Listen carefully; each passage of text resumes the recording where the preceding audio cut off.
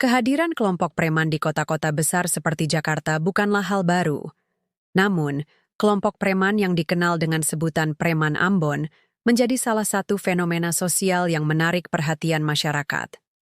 Identitas mereka seringkali diasosiasikan dengan kekuatan fisik, solidaritas etnis, dan keterlibatan dalam berbagai aktivitas ekonomi informal. Artikel ini akan mengupas lebih jauh tentang sejarah, peran, dan dampak kelompok ini di ibu kota. Istilah preman Ambon merujuk pada kelompok individu yang memiliki latar belakang etnis Maluku, khususnya Ambon, yang terlibat dalam aktivitas premanisme di Jakarta. Sejarah kehadiran mereka di Jakarta dimulai dari gelombang urbanisasi masyarakat Maluku ke kota-kota besar, termasuk Jakarta, pada era 1960-an hingga 1970-an. Motivasi mereka beragam, mulai dari mencari penghidupan hingga menghindari konflik yang terjadi di daerah asal. Dalam proses adaptasi, solidaritas etnis menjadi salah satu kekuatan utama. Hal ini tercermin dari kecenderungan mereka membentuk kelompok yang kuat dan solid. Kelompok ini seringkali terlibat dalam aktivitas yang dianggap ilegal, seperti pemungutan liar, keamanan informal, hingga keterlibatan dalam sengketa tanah atau bisnis. Kehadiran preman Ambon di Jakarta juga mencerminkan aspek dualisme sosial. Di satu sisi, mereka sering dianggap sebagai ancaman oleh masyarakat karena aktivitas premanisme mereka.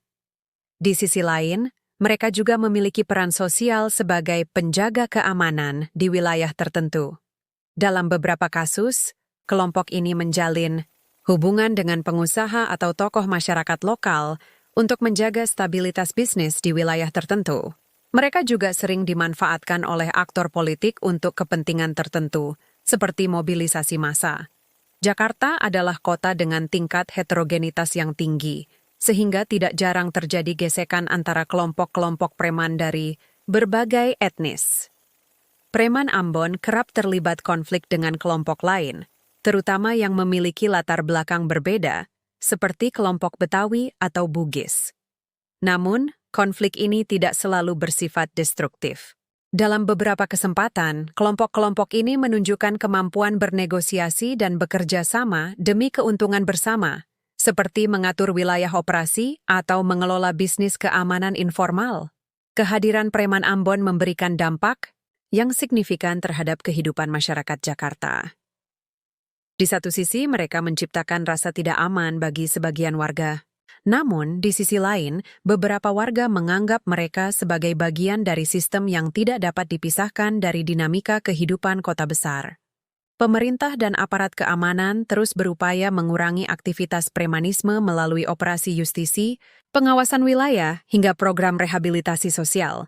Namun, keberadaan preman Ambon di Jakarta menunjukkan bahwa masalah ini tidak hanya sekadar isu kriminal, melainkan juga persoalan sosial dan ekonomi yang memerlukan pendekatan holistik. Kehadiran preman Ambon di Jakarta adalah salah satu gambaran kompleksitas dinamika sosial di ibu kota. Mereka menjadi representasi dari tantangan urbanisasi, solidaritas etnis, dan ketimpangan sosial. Oleh karena itu, solusi atas fenomena ini tidak cukup hanya mengandalkan pendekatan represif, tetapi juga memerlukan upaya pemberdayaan komunitas dan peningkatan kesejahteraan masyarakat secara keseluruhan.